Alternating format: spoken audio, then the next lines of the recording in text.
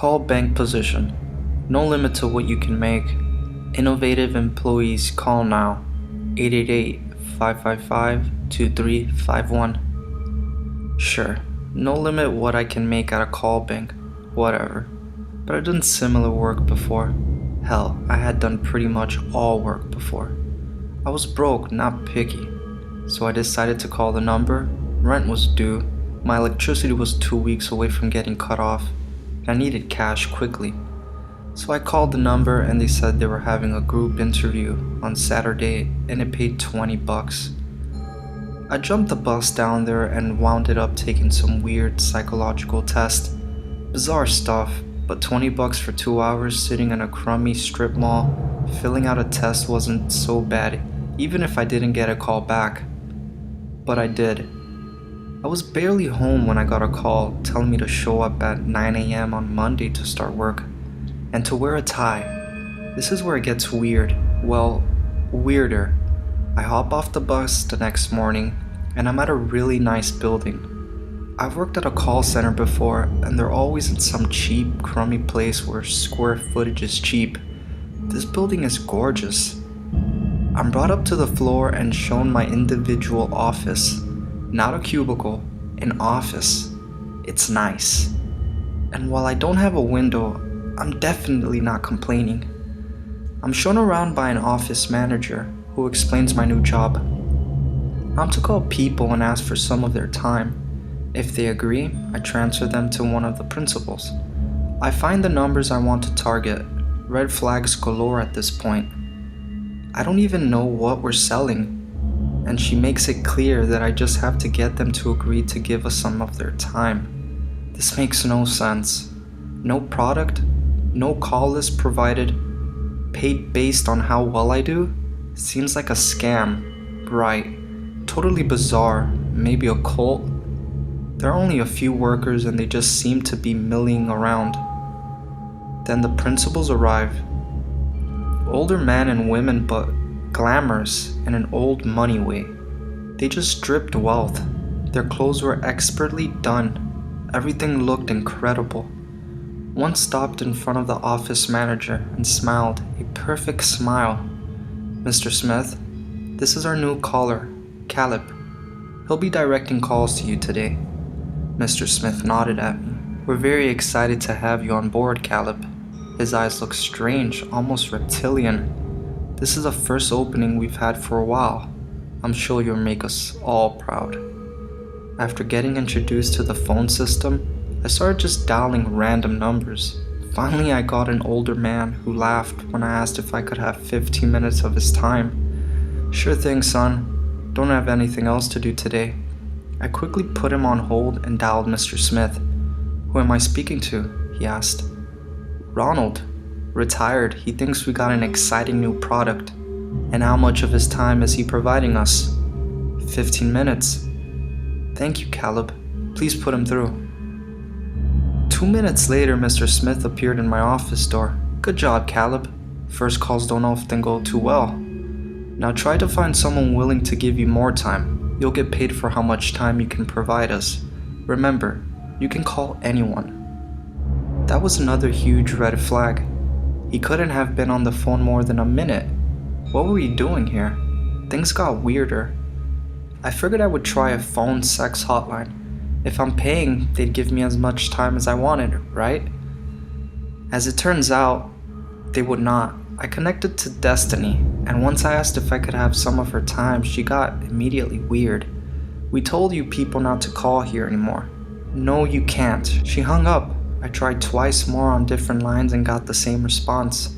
I hadn't had much luck when one of the other callers asked if I wanted to get lunch together in the conference room. There were only 3 other callers, and I figured I could pump them for information. I tried to bring up every red flag so far, but they all shut down any questions. Mike finally leveled with me. "Listen, man, I've got a high school diploma and 5 kids. I've been here 8 years and made $500,000 last year, and took plenty of vacation. Stop asking questions. This job is the best thing that'll ever happen to you." Instead of focusing on what we were doing, I asked for tips on who to call. Mike focused on stay-at-home parents. He could tell they wanted vacation. Carol liked to call empty nesters. Susan checked resume boards and asked people if she could have their time to discuss a professional opportunity. They asked what I was doing, and when I said I had tried a few phone sex hotlines, they all laughed. Those stopped working 2 years ago after they caught on to us, Mike said, though I didn't understand what he meant. After lunch, I got back to it, trying some of what everyone had suggested. I had a bit more luck and finished up with 4 hours. At the end of the day, I was called into Mr. Smith's office and presented with a check for $250. His office was odd, full of weird books, old and foreign languages, and antiques. There was also a red digital clock on his desk, ticking backwards from what looked like just over 600,000 minutes. "A good first day, Caleb," he began. "Remember, it's not just the time you gather, it's the time you use. Today you spent 8 hours here and generated 4 hours. It's a negative day, but you'll get the hang of it." At exactly 5 o'clock, the principals, there were 10 of them, left their offices and descended into luxury cars, the doors held open by their own drivers. I went to check a cashing place and then bought a prepaid debit card so I could pay my electric bill. The next few weeks went well. I was getting the hang of it and had very few negative days. Each day I was assigned to a new principal, and they all seemed to like me. The other workers relaxed around me too, and my checks grew, soon going over 1,000 a day. I got used to the weirdiness. All of the offices were full of antiques with the exception of a digital clock each principal had on their desk, counting backwards from some giant number. I had no idea what we sold. It was a weird game to convince people to say they would give me some time. But I didn't care. I paid off my debt, I had an actual bank account that was growing for the first time in years, and I was able to upgrade my wardrobe. Then I had a big break. I had read an article about how hard the academic job market was, so hard. The next day I found a good candidate online, PhD, postdoc, and was posting his CV everywhere he possibly could. The phone was picked up on the first ring. The guy on the other end already reeked of desperation. "Hi, is this Tim? I'm calling this morning about an open professor position we have. Can I have some of your time?" "Sure thing." He was clearly nervous. "Oh, how much time do you need?" "Well," I replied, "how about the rest of your life?" I could hear the thrill in his voice through the phone. "Does this mean a tenure track position?" "Let me get you connected." I put him on hold and dialed Mr. Smith, who picked up immediately. "Grad student, thinks he's getting a tenure track position. How much time is he giving us?" Mr. Smith asked. I paused. "The rest of his life." "Good job, Caleb. Put him through." At the end of the day, I was presented with a check for 100 grand. The principal said I might set a record for the highest earner. I put a down payment on a condo and moved out of my crappy apartment. When I had another big day, 2 weeks later I bought a new car so I could drive to work, and bought a spot in the expensive garage in our building. My parents visited and I took them out on an expensive dinner. For the first time in years, they didn't think I was a failure. Everything was going great. I had money, my own place, a new car. I got up the confidence to ask out a friend of mine, Amy, and we started dating. Everything was going well until I went out one night to pick us up a bottle of wine from the corner store to have with dinner. On the newspaper rack was a picture of a young man with the headline, "Grad student found dead." I picked it up and saw the name of Tim. He had been found dead in his apartment and his death was completely mysterious. I read through the article. He had died the day I called him. I called Amy and said I was feeling suddenly sick and I was going to go home. After a sleepless night and a trip to a local store, I had a plan. I arrived at work early the next day and set up a camera in the office of the principal I would be working for that day, Miss White. It was tiny and discreet, but I could monitor it from my office. When the principals arrived, I said hello to her and retreated to my office where I turned on the recorder. She was in her office with the door shut, reading some book in a language I couldn't understand. Her clock was on her desk and counting down from 754,000 minutes. I made a few calls before I got hit. A student who jumped at the idea of a 2-week all-paid vacation. I transferred him through and then turned back to the recording. Mrs. White picked up the phone and the smooth words poured from her mouth. Good morning to our big winner. I understand you're willing to give us 2 weeks of your time. This pattern repeated itself throughout the day. I couldn't figure out what was happening. At the end of the day though, suddenly I saw her moving. She picked up her phone even though I hadn't called her and started speaking. Is this Amy? Good afternoon. I'm one of Caleb's bosses. Yes, we're very fond of him too. Listen, we're planning a surprise for him and I need some of your time. Is that okay? Well, I'm not sure, but how about I take as much of your time as I need? She laughed. Perfect. Thank you. She hung up. Her clock jumped again, this time by tens of millions of minutes. She turned towards the camera and looked right into it. You shouldn't have done that, Caleb.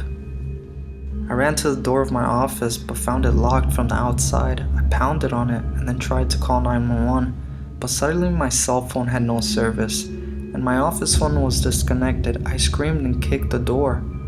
It was hours before I slumped, defeated against the wall. I heard the click and the door swung open to show Mr. Smith. He motioned for me to follow him into his office. When I arrived, I realized his clock, which I hadn't gotten a good look at for a few weeks, was also tens of millions of minutes higher than it had been. You're a natural, Caleb. I stared at the floor as he continued. But you pushed too hard for answers, so we had to show you what we were capable of. We had to make you understand. I glared at him. That grad student is dead. He nodded. So is your girlfriend. We had to make an example. What are you? He smiled. We've been called many things over the years. So many names, so many rumors. The truth is this. We are immortal, but we need others to freely give their time to us. In old times, this caused a rumor that we had to be invited into a house, that we could not enter freely. But those same rumors also made us seem most unsavory. I spat at him. So we're killing people? That sounds pretty unsavory to me. He sighed. Not very often. Someone will get a phone call and offer 2 weeks of their lives, an hour, a month. When they are older, they will never realize they lost that time. So we hang up and they feel a tiny bit older, though they cannot describe it. I stared at the desk while my world swirled. What do? He smiled. You will have a good life. You will come to work and continue to help us get time. You will be handsomely rewarded.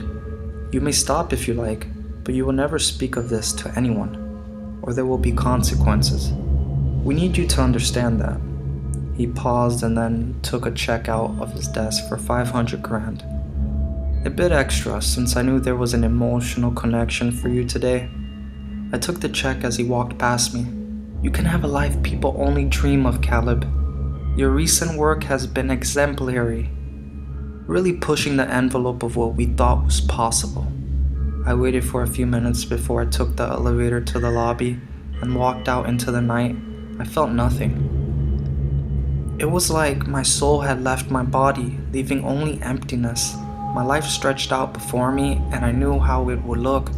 Full of money, importance, glamour, empty pleasures.